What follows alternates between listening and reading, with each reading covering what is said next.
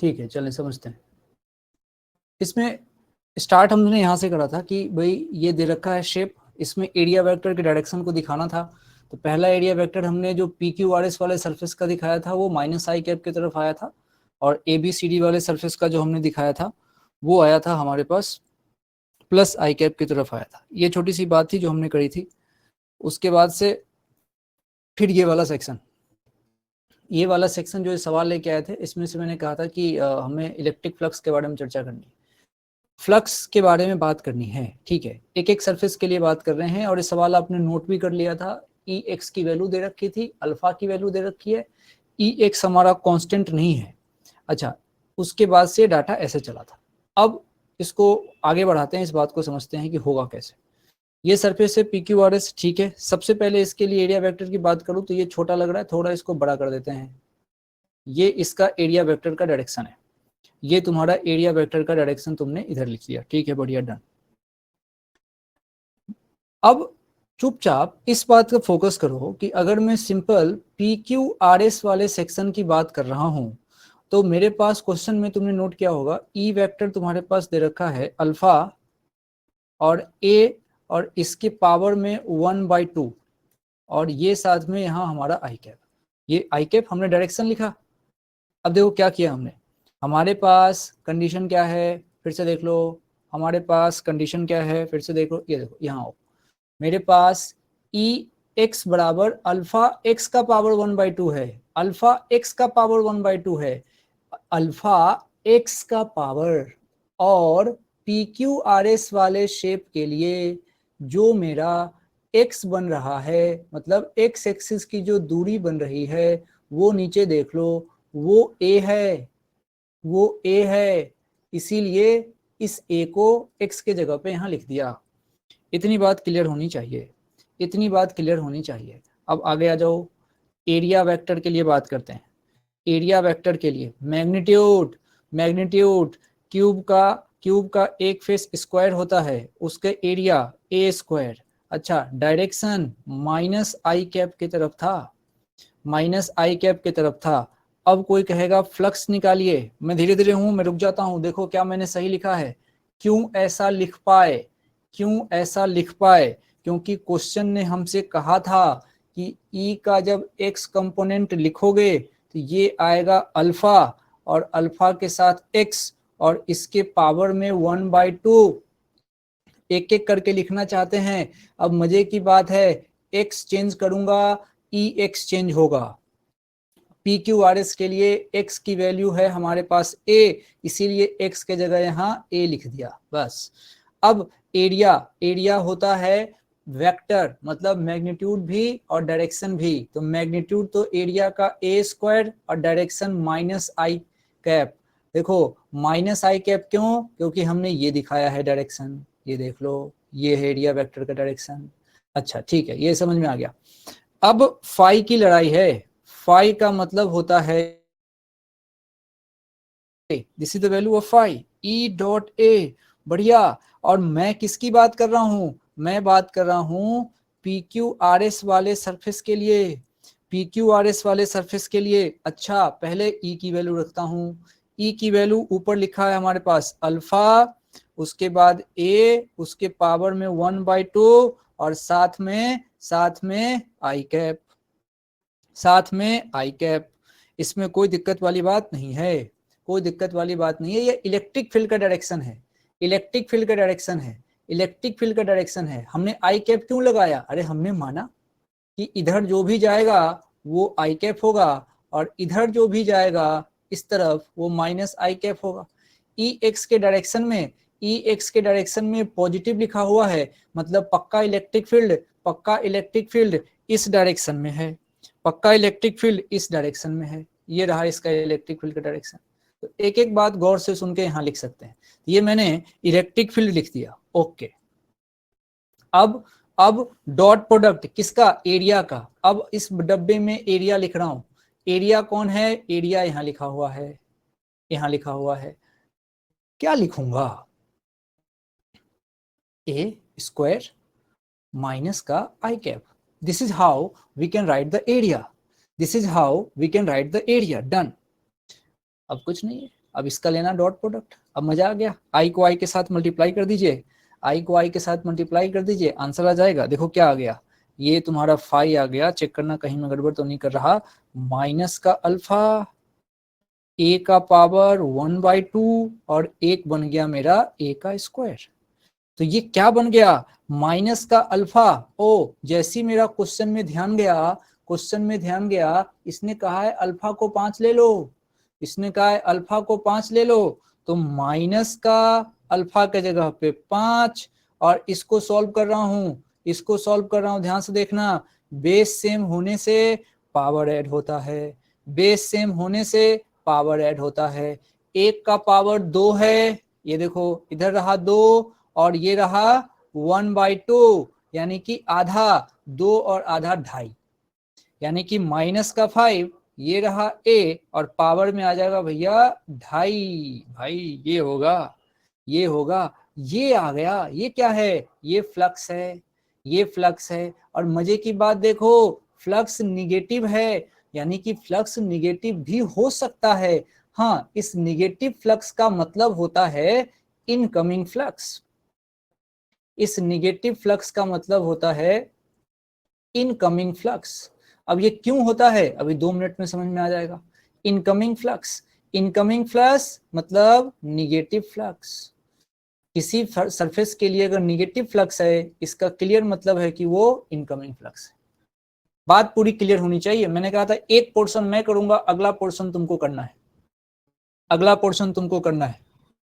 अब देखो इसका अगला पोर्शन, ये अब देखो मैंने किसका किया था, मैंने PQRS का किया है, मैंने PQRS का किया है, और हमने हमने दूसरे वाले का नाम क्या दिया था, दूसरे वाले का नाम यहाँ क्या दिया है भैया, ABCD दिया था। आइए तो अब इसका नाम रख देते हैं ABCD, और इसका काम आप करिए, इसका काम आप करिए, उधर लेके चलते हैं, इसको कॉपी कर लेते हैं।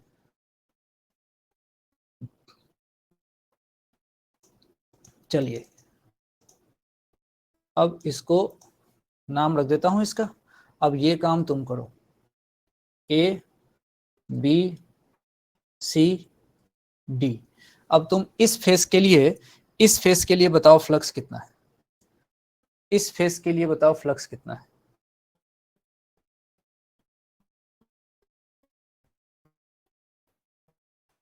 नरेंद्र कुमार जी,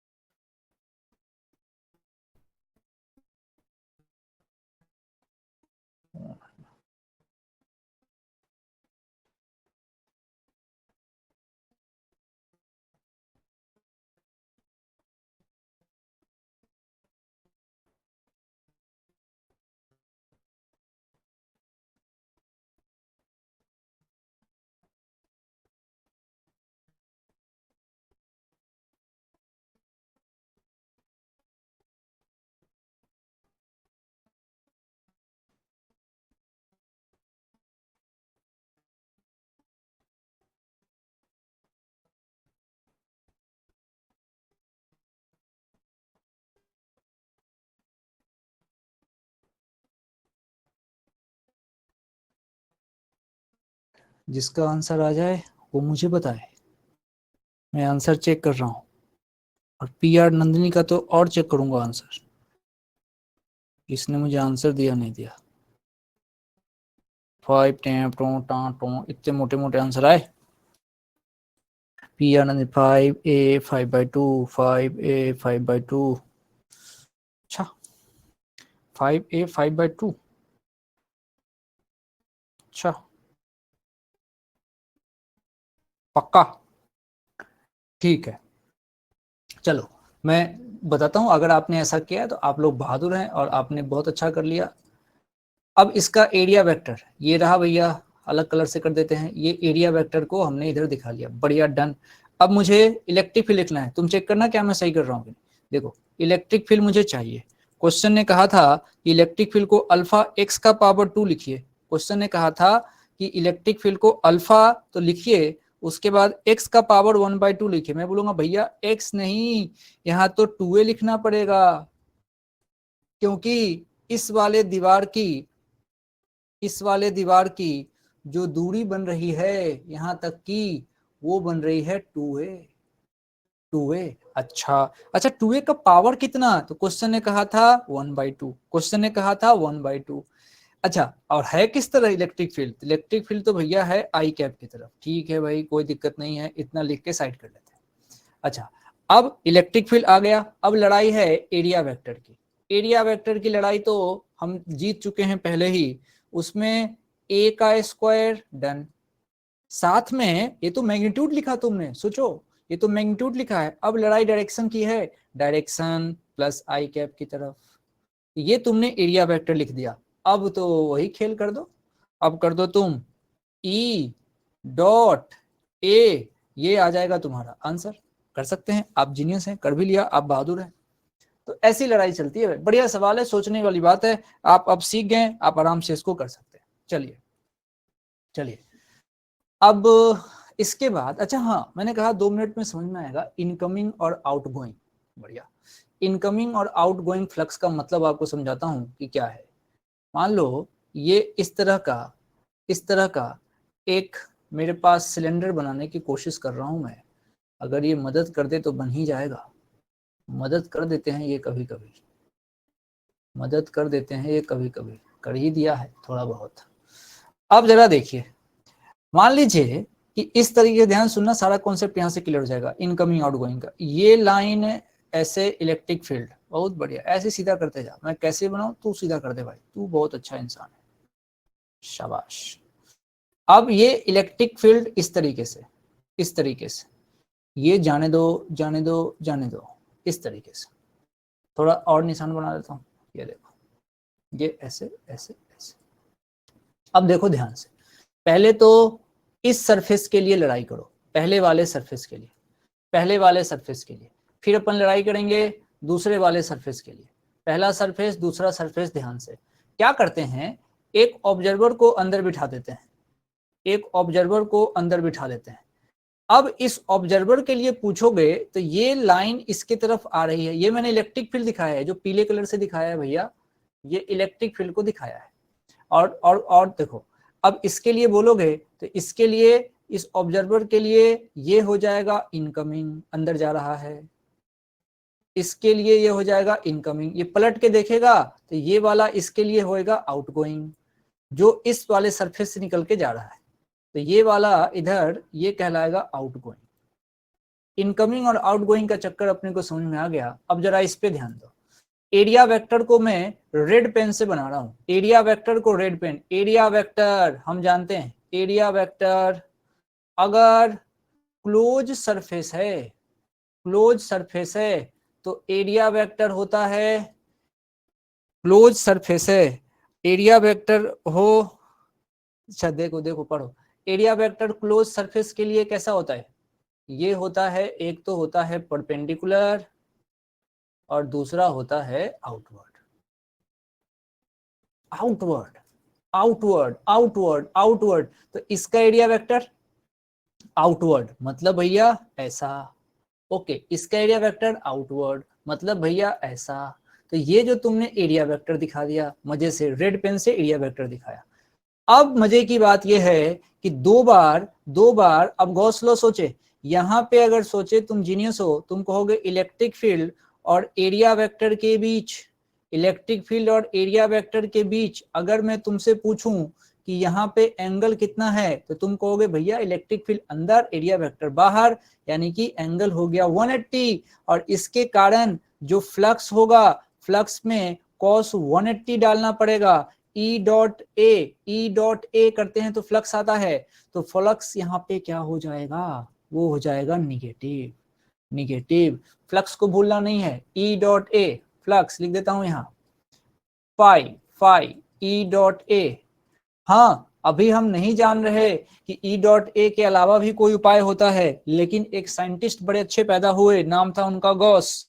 गॉस ने ये सब देख के कहा कि भाई देख, इतनी मेहनत क्यों कर रहा है, ई डॉट ए से जो आंसर आएगा वो आंसर मेरे भी एक जुगाड़ से आएगा। उनका जुगाड़ था कि आप बस चार्ज पे ध्यान दो, Q inside upon epsilon not करो, उससे जो आंसर आएगा वो ई डॉट ए के बराबर आएगा। ये बिल्कुल आसान तरीका था। अच्छी बात बताता हूँ, देखो जैसे बचपन में सबसे पहले हम छोटे होते हैं तो जोड़ सीखते हैं, जोड़ना सीखते हैं, तो कहते हैं 2+2+2, ऐसा किसी छोटे बच्चे को दोगे तो उंगली पे गिनेगा, 1 उंगली, 2 उंगली, 3 उंगली, और 6 बार पहुंचेगा तो कहेगा 6। तुम थोड़े बड़े हुए, तुम बकवास, 2 × 3 सीधा कर ले, सीधा 6। तो अब जरा सोचो, एक समय ऐसा आया होगा जब लोगों ने पहली बार जब 2 × 3 करके 6 किया होगा तो कितना मजाक उड़ाए होंगे अपने से पहले वाले लोगों का। लेकिन जब ये मल्टीप्लिकेशन नहीं रहा होगा, जब ये ऐड वाला जुगाड़ रहा होगा, तो इसी से पूरे लोगों का जीवन चल रहा था, हम खुश थे। अभी आजकल तुम्हारे पास मोबाइल है, सब कुछ है, तुम देखो ऑनलाइन पढ़ रहे हो, लेकिन एक समय में जब मोबाइल सिर्फ बात करने के लिए होता था, लोग उसी से खुश रहते थे कि इसके पास मोबाइल है। मेरे एक चाचा है, वो मोबाइल को, अब चाचा हमारे यहाँ चाचा ही बोलते हैं, जैसे ऐसा नहीं कि ताऊ नहीं बोलते, लेकिन वो उनको तुम लोग ताऊ समझो। वो जब किसी के शादी में जाते थे, 2003, 4, 5, 6 की बात होगी, जब हम लोग बहुत उनके उंगली पकड़ के ऐसे, तो जब वो जाते थे ना, तो वो मोबाइल को ऐसे, नोकिया का ऐसा जो मोबाइल होता है उसको अपने बेल्ट में लगा के जाते थे, ऐसे करके।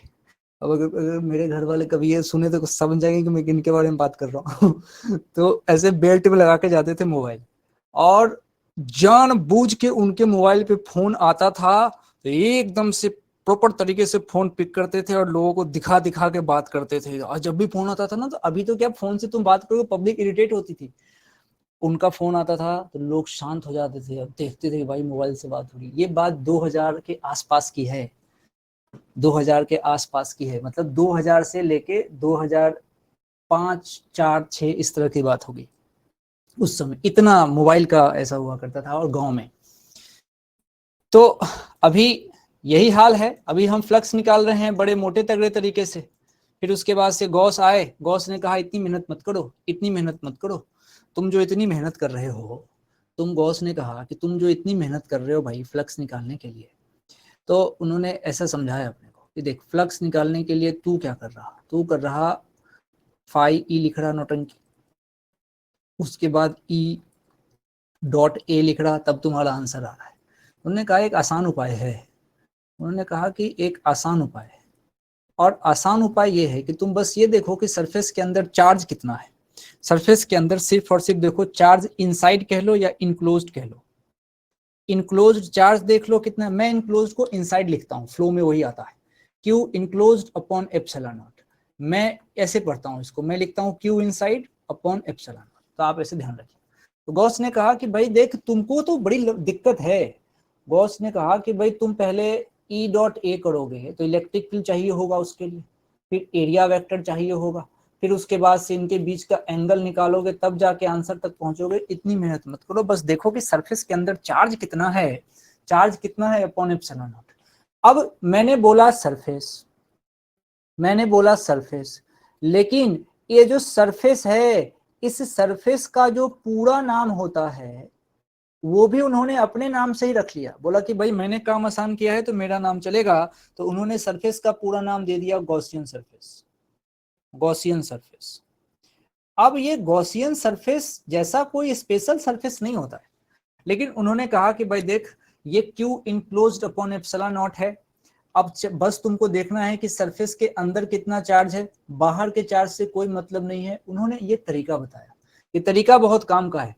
कभी कभी जो तरीके होते हैं वो चीजों को आसान करते हैं। जैसे तो तुम देखो, जब तुम न्यूटन्स लॉ ऑफ मोशन पढ़ रहे थे, तो उसमें उसमें तुम पूरा न्यूटन्स लॉ ऑफ मोशन पढ़ जाते हो, इनर्शियल फ्रेम में बात कर जाते हो, लेकिन जैसे ही ऑब्जर्वर में एक्सीलरेशन आता है, न्यूटन बाबा वहां चित हो जाते हैं, वहां न्यूटन्स लॉ फेल हो जाता है। जैसे ही वहां न्यूटन्स लॉ फेल हुआ, तो फिर एक साइंटिस्ट थे डी अल्बर्ट, उन्होंने कहा कि भाई न्यूटन्स लॉ, अब न्यूटन इतनी मेहनत करते हैं, सारा काम उन्होंने करके दिया, और एक छोटी सी बात के लिए इसको क्यों फेल करें। तो उन्होंने एक लॉ जनरेट किया, एक फोर्स समझाया लोगों को, उसका नाम था सूडो फोर्स। अब सूडो फोर्स का अपन यूज करते हैं और न्यूटन्स लॉ को उस ऑब्जर्वर के लिए भी लगाते हैं जो लिफ्ट के अंदर एक्सेलरेट हो रहा हो। तो जब तक ऑब्जर्वर में एक्सेलरेशन नहीं था तब तक तो काम चल रहा था, बाद में सूडो फोर्स लगा के काम को आसान कर लिया हमने। इसीलिए ये जो गॉस लॉ के बिना भी जीवन चल रहा था, गॉस लॉ के बिना भी जीवन चल रहा था, ई ए कॉस थीटा के साथ लोग मेहनत कर रहे थे, लेकिन गॉस लॉ ने आने से काम को कर दिया आसान। उसने कहा कि आप सिर्फ ये देखिए, आप सिर्फ ये देखिए कि गॉसियन सरफेस के अंदर कितना चार्ज है, आपका काम बन जाएगा। अच्छा, सरफेस, गॉसियन सरफेस कुछ ऐसा स्पेशल सा नहीं है, नॉर्मल सरफेस है। अब सरफेस के अंदर के चार्ज से मतलब है अपने को, और सरफेस का पूरा नाम है गॉसियन सरफेस, दैट्स ऑल। अब यहाँ देखो, अब यहाँ देखो, अब आउटगोइंग फ्लक्स पे थोड़ी चर्चा कर लेता हूँ। आउटगोइंग फ्लक्स देखो, इलेक्ट्रिक फील्ड इस डायरेक्शन में, एरिया वेक्टर इस डायरेक्शन में, थीटा 0 डिग्री, थीटा 0 मतलब कॉस 0, कॉस 0 1 होगा। इसका मतलब जो फ्लक्स होगा, फ्लक्स होगा वो पॉजिटिव होगा। अब एक बात हम ध्यान रख सकते हैं कि भाई इनकमिंग फ्लक्स जो आता है, इनकमिंग फ्लक्स जो आता है ये हमेशा निगेटिव आता है, और जो आउटगोइंग फ्लक्स आएगा ये हमेशा पॉजिटिव आएगा। इसको फिक्स कर लेते हैं। इसीलिए इसीलिए अभी जो मेरा आंसर आया था, थोड़ा ऊपर भाग गया कहीं, ये रहा मेरा जो ये आंसर आया था, ये निगेटिव आया था। इसका पक्का पक्का मतलब है कि ये जिस भी फेस के लिए आया है उस फेस के लिए लाइन ऑफ फोर्स अंदर आ रहे हैं। चेक कर लो, चेक कर लो, ये फेस के लिए था, ये फेस के लिए था, इस वाले फेस के लिए था, PQRS के लिए था। लाइन ऑफ फोर्स अंदर हो रहा है, मतलब इलेक्ट्रिक फील्ड लाइन इसके तरफ आ रही है, बिल्कुल आ भी रही थी, इसीलिए इसका फ्लक्स निगेटिव हुआ। इस बात का ध्यान रखना है। इसको ऐसे समझा जा सकता है, इसको ऐसे समझा जा सकता है।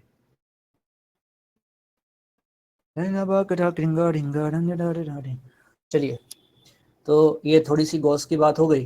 तो गॉस ने आपके काम को आसान किया है, गॉस को सम्मान देते हुए, गॉस की बात को समझते हुए। अच्छा, गॉस ने क्या कहा कि देखो, चार्ज सरफेस के अंदर लेना, सिर्फ इनसाइड वाले चार्ज से मतलब रखना, बाहर वाले चार्ज से तुमको कोई मतलब नहीं है, बाहर वाले चार्ज से कोई मतलब नहीं है, बाहर वाले चार्ज से कोई मतलब नहीं है। अब तुम अगर मुझे कहो तो मैं तुमको कुछ अच्छी अच्छी बात बता देता हूँ। देखो, गॉस थ्योरम, गॉस थ्योरम में फ्लक्स निकालने का तरीका, फ्लक्स निकालने का तरीका। चलो थोड़ा सा ना एक काम करते हैं, रोटेशन पे चलते हैं। रोटेशन, मूड चेंज कर देता हूँ थोड़ा। रोटेशन, रोटेशन में एक टर्म आता है टॉर्क। टॉर्क, टॉर्क अगर किसी ने पढ़ रखा हो, टॉर्क अगर किसी ने पढ़ रखा हो तो उसका एक तो फॉर्मूला होता है tau equals to I alpha. Okay, तो टॉर्क का एक और फॉर्मूला होता है R cross F, R F sine theta, R F sine theta. अरे दोनों तो टॉर्क ही है। और अगर किसी को रोटेशन का एक्सपीरियंस हो तो वो कहेगा कि भाई जब हम इसको सवाल को करते थे तो इस आई अल्फा को इस आर साइन थीटा के इक्वल करते थे, और इतना करने के बाद, इतना करने के बाद हम क्वेश्चन सॉल्व करते थे। सोचो, यही तो करते थे, यही तो करते थे। तो आज यही काम यहां भी होगा, यही काम यहां भी होगा। कहां होगा? फ्लक्स वाले में, क्योंकि अब हमारे पास फ्लक्स के लिए दो बातें हैं, फ्लक्स के लिए दो बातें हैं। एक तो कहता है फ्लक्स ई ए कॉस थीटा, ई डॉट ए, और एक कहता है Q inside upon epsilon not. अरे दोनों एक ही बात है, मतलब अब तुम इन दोनों को कॉमनली यूज करोगे। लेकिन अब थोड़ी खोपड़ी लगाओ, ये ई ए कॉस थीटा कब लगाऊंगा, ई ए कॉस थीटा कब लगाऊंगा? जब जब चार्ज के बारे में इंफॉर्मेशन नहीं हो, जब चार्ज पता नहीं हो। अब चार्ज को प्रायोरिटी क्यों दे रहे हैं भाई? क्योंकि चार्ज वाला ये जो फॉर्मूला है तो बड़ा आसान है। अब ये फॉर्मूला है चार्ज वाला, दिया किसने? गॉस ने। ऐसे तो नहीं कि सोते सोते दे दिया होगा, मूड अच्छा ऐसा लग चला है कुछ तो बनाते हैं ऐसा लिख दो। उसने मेहनत करी होगी, समझाया होगा। और गॉस ने, गॉस थ्योरम जो उन्होंने बनाया ना, तो ऐसा नहीं कि गॉस थ्योरम जो है सिर्फ इलेक्ट्रोस्टैटिक्स में लगता है, नहीं। गॉस थ्योरम इतना बढ़िया उन्होंने सोच के बनाया कि गॉस थ्योरम तुम्हारे 3 चैप्टर में लगेगा, 3 चैप्टर में लगेगा, 3 चैप्टर में। कॉपी में ठीक से लिखते रहना। एक चैप्टर जो तुम पढ़ रहे हो इलेक्ट्रो, अच्छा दूसरा चैप्टर इलेक्ट्रो का भाई, वो कौन है? मैग्नेट। मैग्नेट। और इलेक्ट्रो जैसा ही एक और चैप्टर है, ग्रेविटेशन। ग्रेविटेशन। इसका मतलब ये जेई का सवाल है कि क्या क्या ग्रेविटेशनल फोर्स के समय जब हम बात करते हैं, क्या गॉस लॉ की बात कर सकते हैं? हाँ, कर सकते हैं। तो तुम सोचोगे यार पक्का पक्का इन तीनों में कुछ ना कुछ तो कॉमन होगा, इन तीनों में कुछ ना कुछ तो कॉमन होगा। मैं बोलूंगा बिल्कुल कॉमन है, और वही इसका बहुत इंपॉर्टेंट पॉइंट है। छोटे जगह पे लिख रहा हूँ इसलिए इसका मतलब ये नहीं कि फालतू पॉइंट है, बहुत तगड़ा पॉइंट लिखने जा रहा हूं, जिसको बोलते हैं inverse square law. Inverse square law. अच्छा, इसका मतलब जो फोर्स, लिख लो, जो फोर्स इनवर्स स्क्वायर लॉ को फॉलो करेगा वहां पे गॉस थ्योरम लगेगा। जो फोर्स इनवर्स स्क्वायर लॉ को फॉलो करेगा वहां पे गॉस थ्योरम लगेगा। जो फोर्स इनवर्स स्क्वायर लॉ को फॉलो करेगा वहां पे गॉस थ्योरम लगेगा। आउटसाइड चार्ज का यहाँ कोई मतलब नहीं है, सिर्फ अंदर सरफेस के अंदर वाले चार्ज से मतलब है। अच्छा, और तो और समझो, और तो और समझो, तुम मेन इसको मानना, Q inside upon epsilon not को। अच्छा, सही में देखा जाए तो सरफेस के अंदर जितने चार्ज हैं उनका सम लिया जाता है। क्यों? क्योंकि कुछ चार्ज पॉजिटिव भी होंगे, कुछ चार्ज निगेटिव भी होंगे, ओवरऑल सारे चार्ज का सम ले लोगे। अगर मान लो सरफेस के अंदर डाइपोल आ गया तो नेट चार्ज तो जीरो हो गया। डाइपोल अगर है तो नेट चार्ज जीरो, तो उसके कारण फ्लक्स जीरो। और सुनना, जैसे ही मान लो क्वेश्चन में तुमको चार्ज के बारे में पता हो, यानी कि जब चार्ज पता है तब हम क्यों ई डॉट ए लगा के प्राण खाएं अपना। जब चार्ज पता हो इसको लगाओ, जब चार्ज पता हो इसको लगाओ, और समझ जाओ ये सिर्फ अंदर वाले चार्ज से मतलब रखता है, इसका साइज से कोई लेना देना नहीं है कि छोटा सरफेस है बड़ा सरफेस है, सब सरफेस के लिए कोई टेंशन नहीं, साइज से कोई मतलब नहीं। अच्छा, उसके बाद यहाँ एक टर्म आएगा सिमेट्री। सिमेट्री का बड़ा अच्छा रोल है, दिमाग खोल के रखेंगे सिमेट्री भी सीखेंगे। अभी इस पे इतना ही छोड़ते हैं, सवाल करते हैं थोड़ा सा मन खुश करने के लिए। एक क्वेश्चन यहाँ है, आप तो जीनियस है, सबका जवाब दे देंगे। बताइए बताइए ये क्या कह रहा है, अच्छे से पढ़िए बताइए, अच्छे से पढ़िए बताइए।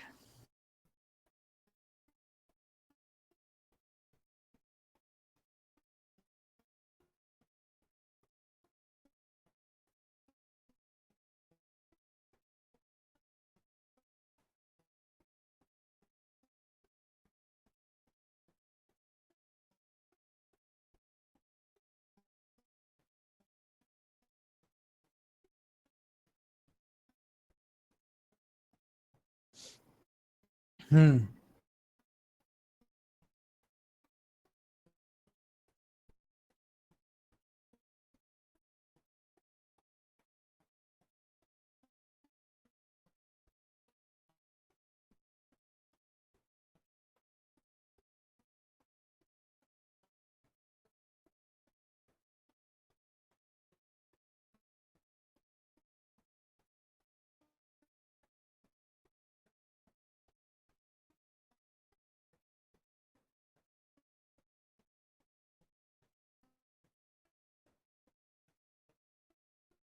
ला ला ला। यस, तो क्या इसके ऊपर कुछ बोलें? कोई शब्द इसके लिए जरूरत नहीं है, बिकॉज देखिए इसने चार्ज की बात करी, चार्ज दिया है बहुत बढ़िया, और गॉसियन सरफेस का रेडियस डबल कर दिया। अरे रेडियस डबल करने से क्या फायदा है, तो गॉस भैया तो कह के गए कि आप तो बस, गॉस लॉ ने बस इतना कहा था कि अंदर के चार्ज पे फोकस करो, Q inside upon epsilon naught. अब वो इस छोटू के अंदर रखा हो, इस बड़ू के अंदर रखा हो, या इस बहुत बड़ू के अंदर रखा हो, अगर सब के अंदर चार्ज अगर क्यू है, सब के अंदर अगर चार्ज क्यू है, तो ये सब सेम फ्लक्स देगा, सेम फ्लक्स देगा, कोई फर्क नहीं पड़ता।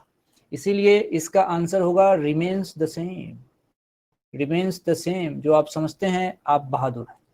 आइए इस पहुंचे क्वेश्चन नेक्स्ट। ऐसे ही आनंद लेने वाला सवाल। धन्यवाद देवा सरिया, पूरा लिख देती है, बहुत लिखती है, अच्छा लिखती है। 3 because doesn't depend on chance. Yes, you're right. Yes, the answer is बड़ू का फ्री। या ऑफ कोर्स। इसका बताओ भाई, इसका क्या रहेगा, इसका क्या रहेगा? ये डाइपोल, डाइपोल, डाइपोल बोले तो system of equal and opposite charges plus Q and minus Q separated by some distance, this is called dipole. Net charge zero. Dipole, आप जीनियस हैं, आप डाइपोल को सुनते ही आप कहते हैं कि नेट चार्ज बराबर जीरो। तो जब चार्ज ही नहीं है तो गॉस को याद करेंगे और आंसर आएगा जीरो, आंसर आएगा जीरो। बिल्कुल सही पकड़ रहे हैं, दो होगा, दो होगा। सही सही सही सही, सब लोग सही। आइए अब क्या करना चाहते हैं, आगे की लड़ाई क्या है? आगे की लड़ाई है एक सवाल, ये बड़ा बड़ा बढ़िया सवाल, बड़ा बढ़िया सवाल। अब मैं उस सवाल पे तो चला जाऊंगा, पहले मैं तुमको एक चीज बताता हूँ। देख, कई बातें आपको समझिए, जैसे आओ थोड़ा चर्चा करते हैं, ऐसे ही चर्चा कर रहे हैं, बिना चाय की चर्चा, चर्चा बिना चाय की। देखो चर्चा ये है कि मान लो मेरे पास कुछ इस तरह का सर्कल है, ये दे बढ़िया आदमी है तो कैसे भी बनाओ गोल कर देता है, गुड, ऐसे कर दिया कर। अब देखो भाई, मान लो इसके बिल्कुल सिमेट्री में, बिल्कुल सिमेट्री में एक चार्ज रख दिया गया क्यू। अब कोई अगर स्फेरिकल बॉडी है, स्फेरिकल बॉडी है, तो यहाँ पे चार्ज रख दिया क्यू, और ये लाइट, मान लो लाइट है, इसको जलाओगे तुम तो इस लाइट से हर तरफ रोशनी जाएगी, इस लाइट से हर तरफ रोशनी जाएगी, हर तरफ रोशनी जाएगी, हर तरफ रोशनी जाएगी, और बराबर बराबर जाएगी। अच्छा ठीक है, बराबर बराबर जाएगी। अब इसमें अगर कोई सरफेस स्फेरिकल है तो उसमें फेस का चर्चा नहीं होता ना, फेस का चर्चा नहीं होता। तुम बोलो क्या कहना चाह रहे हो, ठीक से समझाओ। मैं बता रहा हूँ फेस का मतलब क्या है। जैसे एक आध क्यूब अगर मिल जाए तो मजा आ जाए। अरे गलत चले गए, रुक जाइए, इधर अपने पास था ना क्यूब वगैरह कहीं, हाँ ये देखो, चलो इसको लेके चलते हैं चर्चा में, इसको लेके चल। ये देखिए ये क्यूब है, आपको ऐसा दिख रहा है क्यूब इस तरीके से? सही मायने में देखा जाए तो क्यूब के अंदर जो फेस होते हैं वो कितने होते हैं? 6। क्यूब के अंदर 6 फेस होते हैं।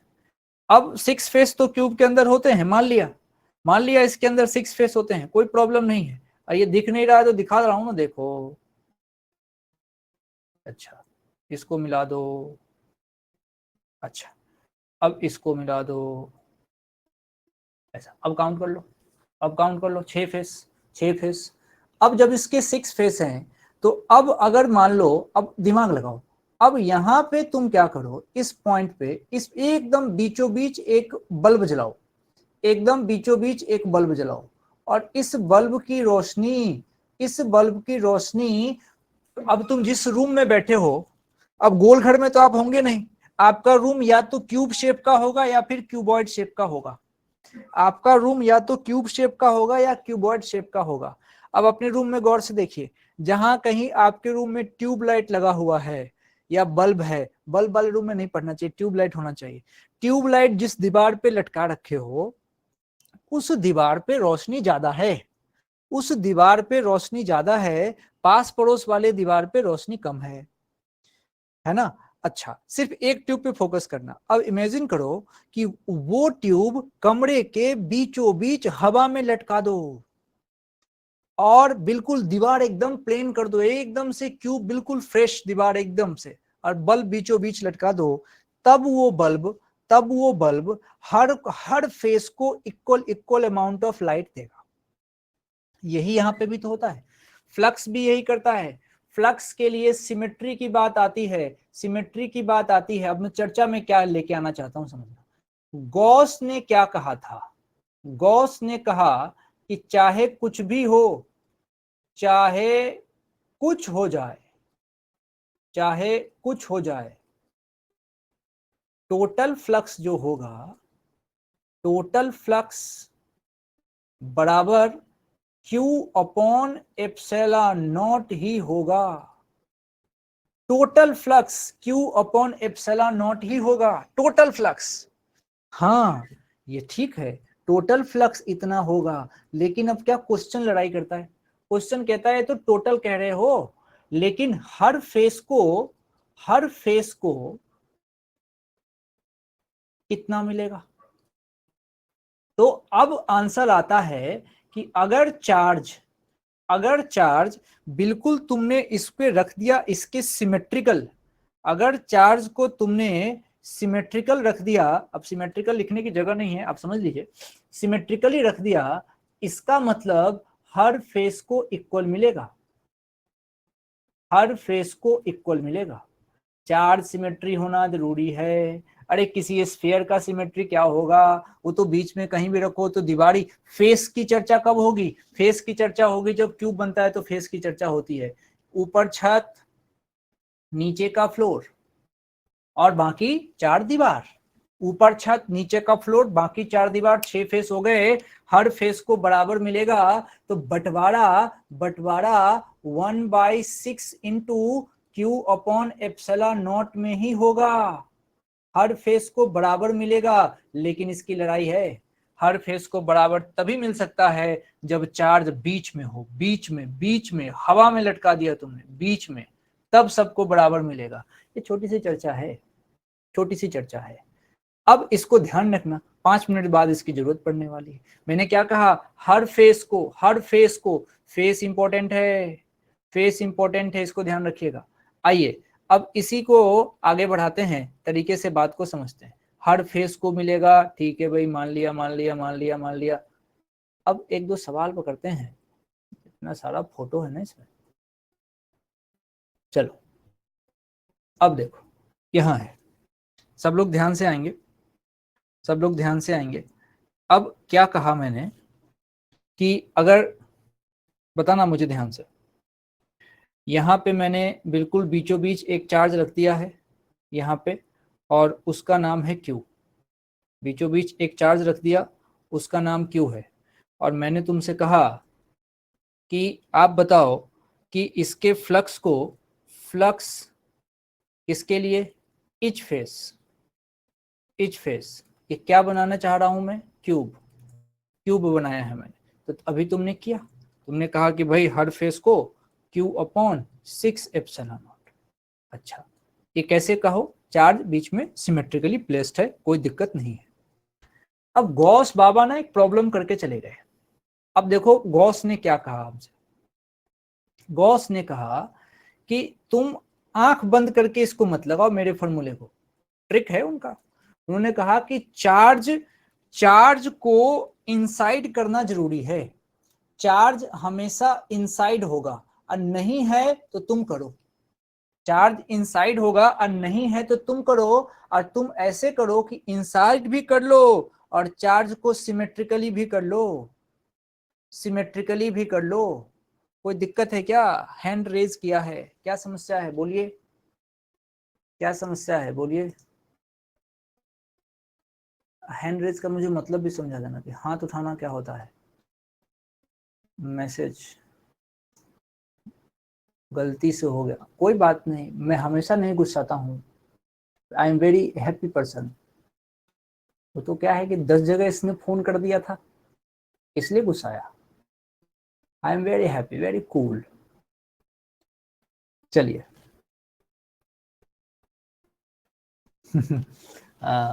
टेक केयर वाला।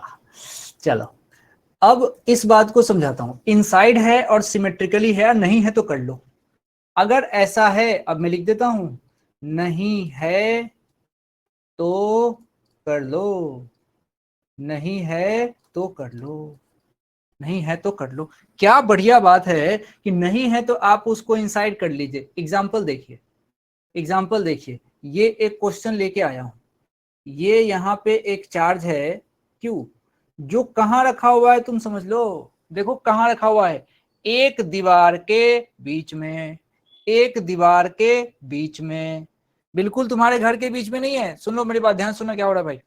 तुम बैठे हो अपने रूम में, तुम्हारे रूम में 4 दीवार है, चारों दीवार देख लो आंख घुमा के, 4 दीवार, ओके। अब किसी एक दीवार के बीच में चार्ज चिपका है, किसी एक दीवार के बीच में चार्ज चिपका है। अब बताओ अब बताओ क्या मामला बनेगा, क्या मामला बनेगा, क्या मामला बनेगा। तो क्या अपने को क्या करना है, हमारा टारगेट इसको बीच में लाओ। अरे बीच में लाओ तो मन ही मन लाना होता है, तो इसको ये काम अपने मन में करना होता है। तो एक और क्यूब लेके आ गए, एक और क्यूब लेके आ गए। उसी तरीके से बगल वाले रूम को भी सोच लिया। सोचो एक रूम में तुम हो और बगल वाले रूम में तुम्हारी दीदी, तुम्हारा भाई, तुम्हारा ये, तुम्हारा वो। अब जरा समझो, अब जैसे ही इस रूम में कोई चार्ज यहाँ पे था, उधर से भी एक रूम बन गया, दोनों के बीच में चार्ज आ गए। लेकिन लेकिन जरा समझिए, जरा समझिए, टोटल फ्लक्स तो पूरे जीवन, टोटल फ्लक्स तो पूरे जीवन, पूरे सरफेस के लिए Q अपॉन एप्सिलॉन नॉट ही रहेगा। मैं एक काम करता हूं, इसको घेर देता हूं, ये बड़ा सा सरफेस, ऐसा बड़ा सा। अब जरा सोचो, ये जो दो क्यूब का एक सिस्टम बना है, ये दो क्यूब का एक सिस्टम बना है, इस दो क्यूब के सिस्टम से पूरा का पूरा फ्लक्स, यानी कि दोनों क्यूब से, लिख देता हूं, दोनों क्यूब के सिस्टम से, सिस्टम अच्छा लग रहा है लिखने में, दोनों क्यूब के सिस्टम से पास होने वाला फ्लक्स। अरे गॉस ने कहा था कुछ भी हो जाए फ्लक्स तो पूरे सिस्टम का Q अपॉन एप्सिलॉन नॉट ही होता है। हमारी लड़ाई कितनी है, हमारी लड़ाई है एक क्यूब से कितना, एक क्यूब से कितना। तो तुम समझदार हो, अब तुम आंसर आराम से कह सकते हो कि एक क्यूब से, एक क्यूब से 1/2 into Q upon epsilon not. एक क्यूब से तो इतना होगा, एक क्यूब से इतना होगा। अभी मैं एक क्यूब का ही पूछ लेता हूं, एक क्यूब से कितना होगा, तो इतना होगा। क्या ऐसा करते ही बीच में आ गया था? और क्या हर बार एक और क्यूब लगाने से बात बनेगी? नहीं, वो डिपेंड करता है चार्ज कहाँ है।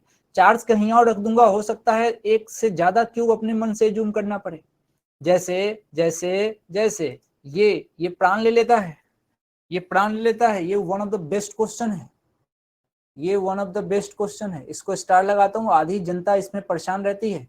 यहाँ पे देखिए चार्ज हमने यहाँ रखा है, इधर ऊपर भी मान सकते थे, ऊपर भी मान सकते थे, कहीं भी मान लीजिए चार्ज।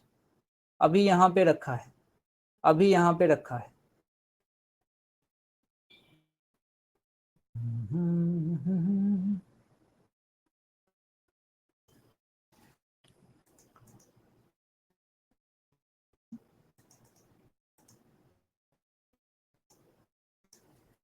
चार्ज यहाँ भी हो सकता है, या यहाँ से हटा दोगे तो चार्ज यहाँ भी हो सकता है।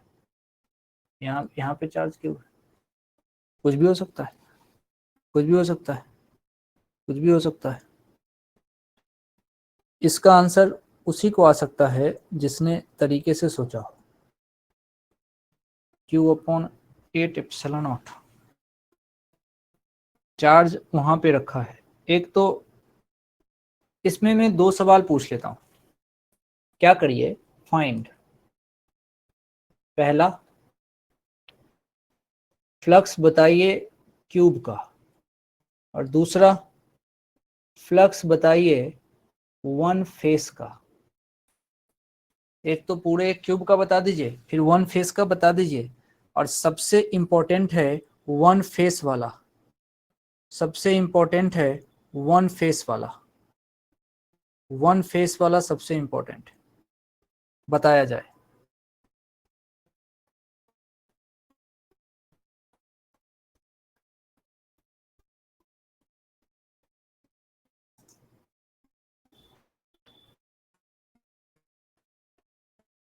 आइए समझाता हूं क्या है मामला। उस चार्ज को मुझे अंदर करना है। मान लो इस वाले फोटो पे ध्यान दे रहे हैं, इस वाले फोटो को, ये जो चार्ज यहाँ रखा हुआ है ये सिमेट्रिक तो बिल्कुल भी नहीं है, तो बाहर पड़ा हुआ है किसी कोने में।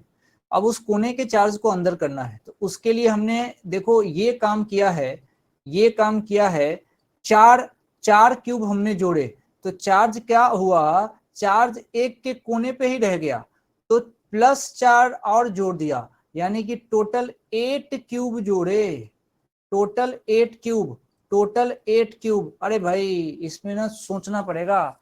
देखो क्या मैं सही हूं क्या, क्या मैं सही हूं क्या, क्या मैं सही हूं। एक कोने पे था, एक कोने पे था। तुम्हारे रूम का कोई स्क्वायर वाला ऑब्जेक्ट पकड़ लो, कभी मोबाइल वगैरह मंगवाए होगे तो उसका कवर पकड़ लो और उसके एक कॉर्नर पे, या किताब ले लो, किताब किताब किताब तो होगा ही, किताब ले लो। उस किताब को जहां से पेज पलटते हो उसके किसी कॉर्नर पे, उसके कॉर्नर पे किसी चार्ज को रखना या पेन का ढक्कन रख देना और उसको बिल्कुल सिमेट्रिक बनाना है। तो देखना 8 बुक की जरूरत पड़ेगी, 8 बुक की जरूरत पड़ेगी, तभी वो सिमेट्रिक हो पाएगा, तभी सिमेट्रिक हो पाएगा। अरे समझ में आ गया तो हाँ करिए, पूरी लड़ाई लंबी है अभी इसकी।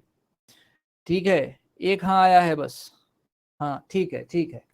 अब जरा देखिए, अब जरा देखिए, 8 क्यूब की जरूरत पड़ेगी। चलिए अगर 8 क्यूब वाली बात समझ में आ गई तो ठीक है भाई, कोई प्रॉब्लम नहीं है। अब आइए यहाँ पे इस बात को आगे बढ़ाते हैं। 8 क्यूब, 8 क्यूब, 8 क्यूब, ये सब हटाओ, 8 क्यूब की जरूरत पड़ेगी।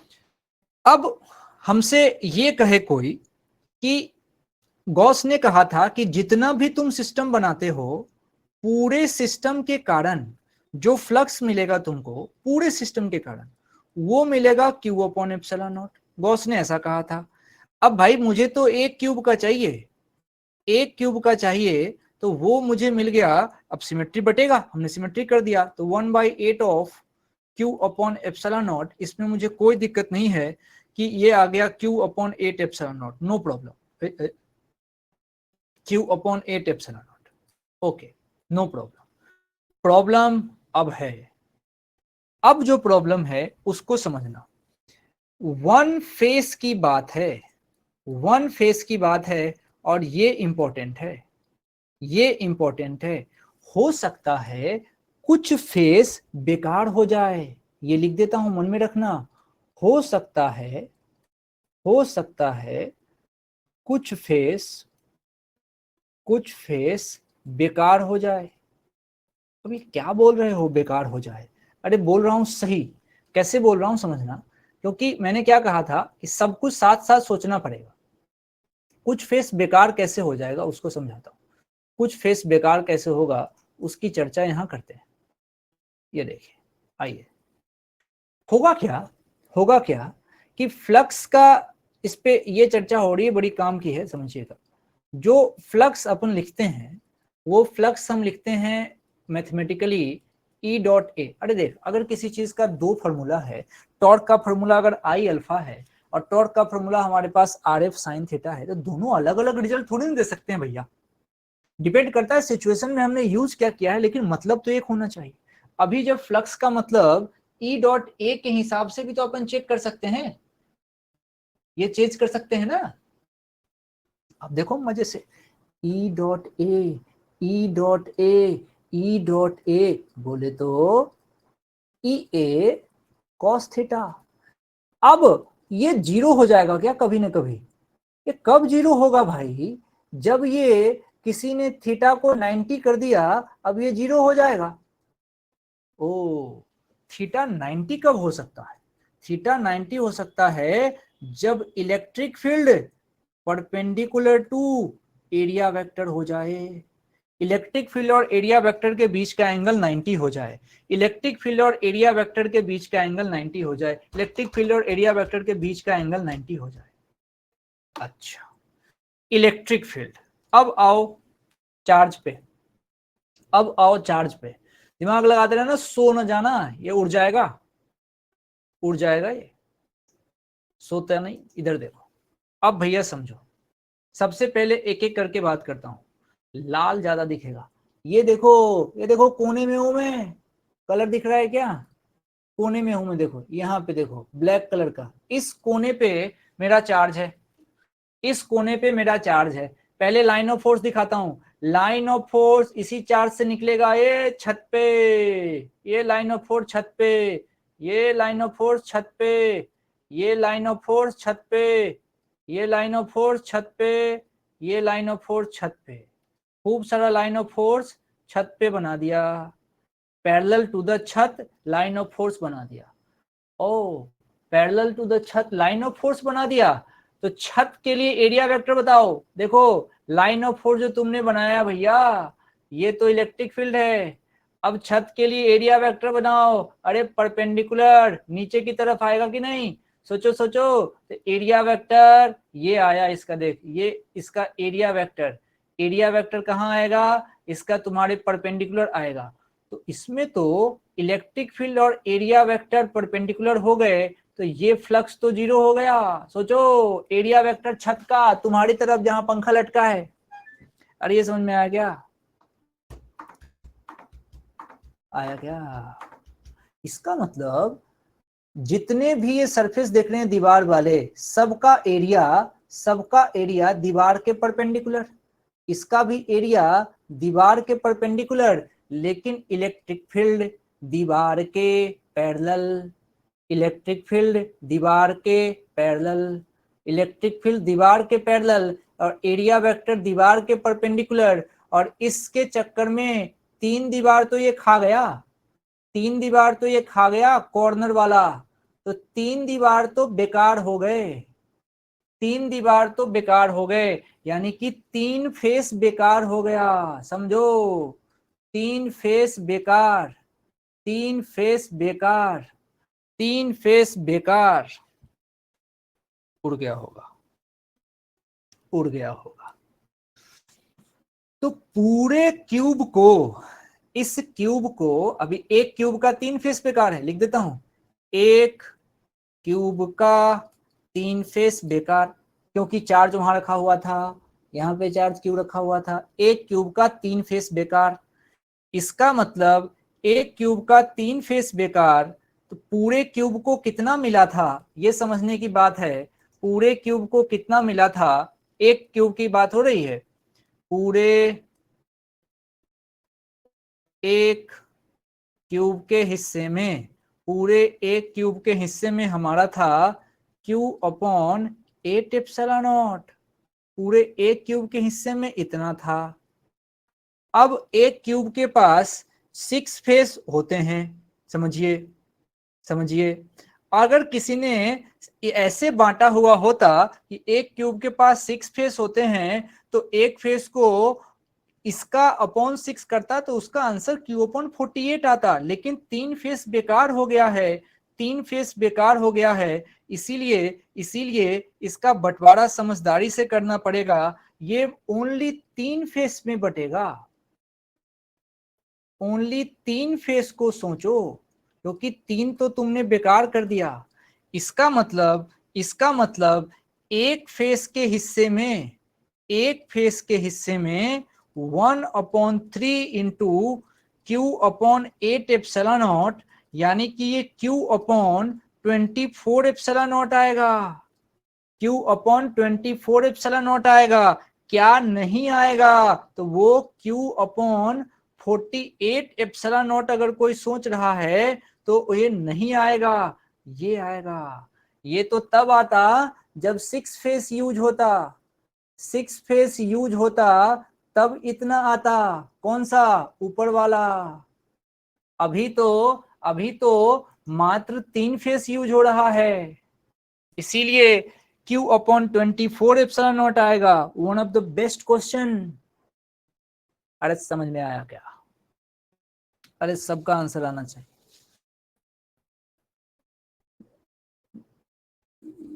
नहीं sir, yes sir, why yes, यही बात है, अच्छी बात है, यस यस यस।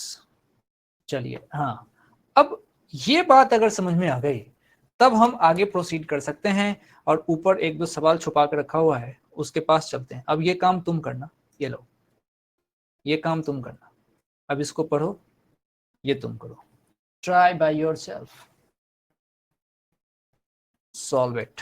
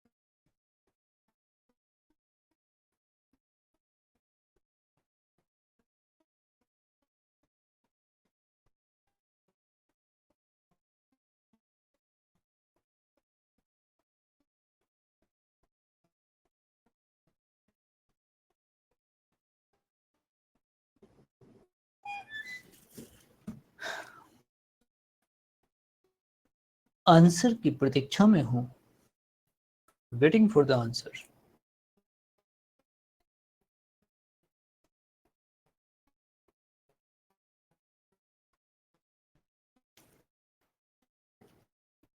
चलिए, बढ़िया सवाल है, सोचते हैं इसमें क्या है मामला। इसने कहा है कि एक चार्ज को, एक हॉलो सिलेंडर है और चार्ज क्यू उसको बीच में रखा है। चार्ज क्यू बीच में पकड़ दीजिए, ये पकड़िए चार्ज क्यू को, जो इसके बीच में यहाँ कहीं रखा हुआ है।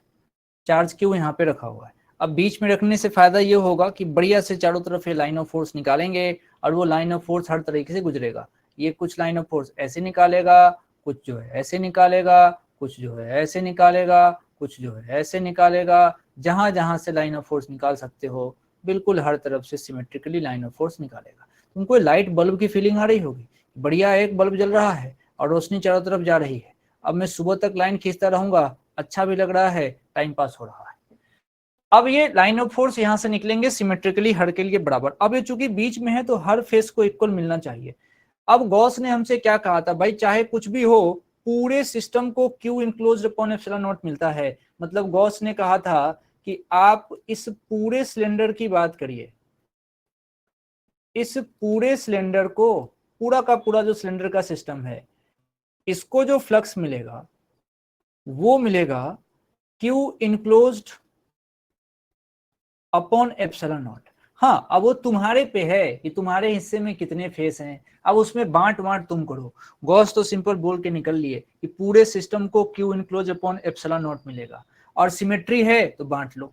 समझ रहे हो? तो अब यहाँ पे लड़ाई ये है, यहाँ पे अंदर में चार्ज Q है, तो इसका आंसर क्या हो जाएगा, Q अपॉन एप्सिलॉन नॉट, इतने पार्ट का।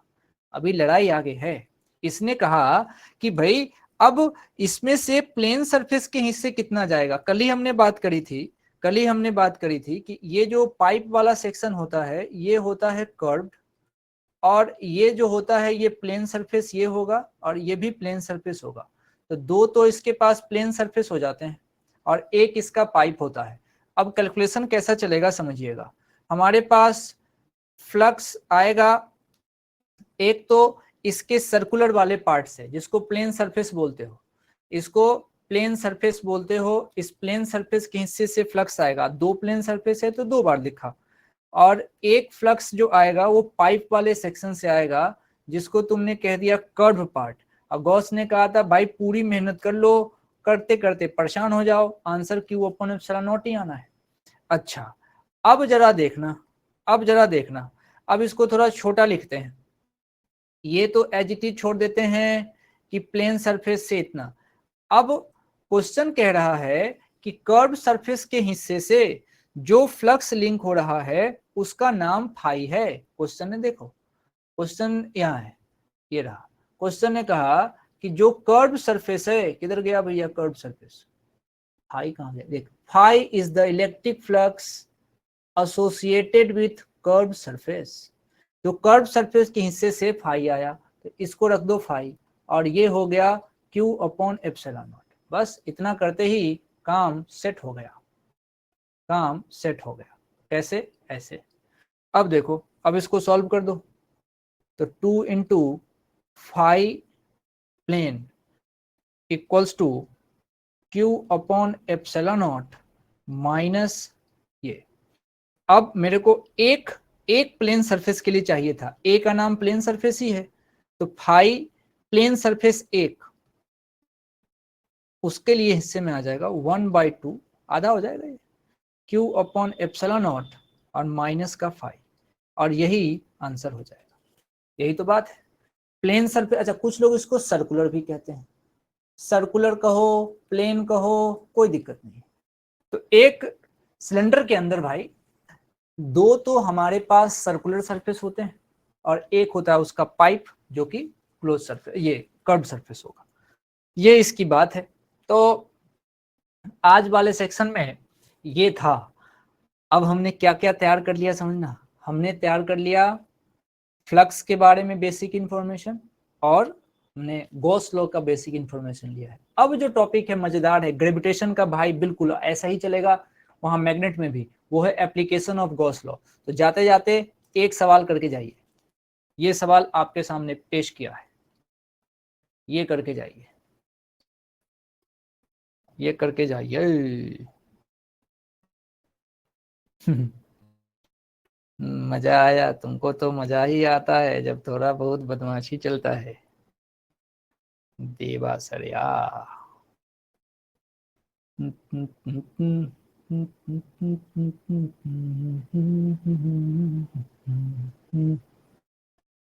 हम्म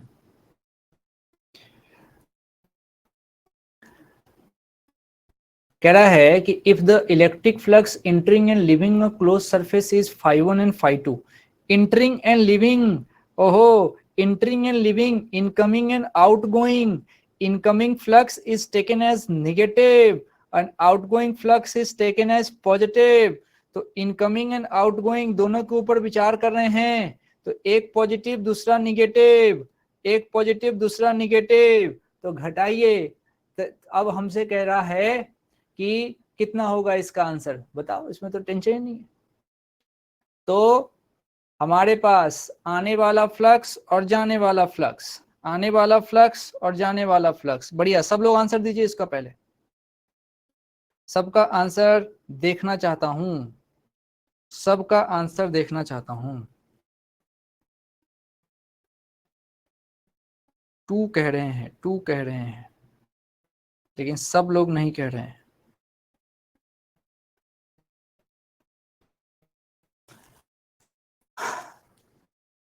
प्लस और माइनस, अब देखिए हमारे पास if the flux entering and leaving close surface in φ1 and φ2 respectively, then electric charge कितना होगा। देखिए बस आप जीनियस है, आप जानते हैं फ्लक्स का मतलब होता है Q enclosed upon epsilon not.